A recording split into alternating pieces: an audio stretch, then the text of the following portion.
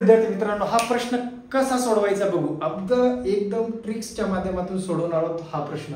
पहा मित्रांनो, एक व्यक्ती तळमजल्यावर जिन्याने वर जात असेल, प्रत्येक पायरीवर पायरीच्या क्रमांकाच्या दुप्पट इतके फुले ठेवत असेल, नंतर वरच्या मजल्यावर 7 फुले, लक्षात ठेवा त्याच्याकडे 7 फुले शिल्लक राहिलेत आणि जिन्याला पायऱ्या आहेत 50.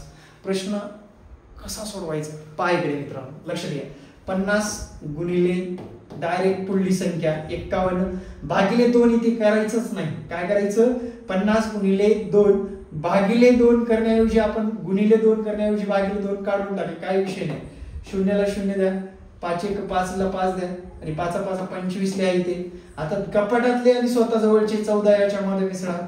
मित्रांनो 25 चे 64 हे उत्तर आपलं करेक्ट असणार आहे आणि यातलं बी नंबर इज करेक्ट आन्सर.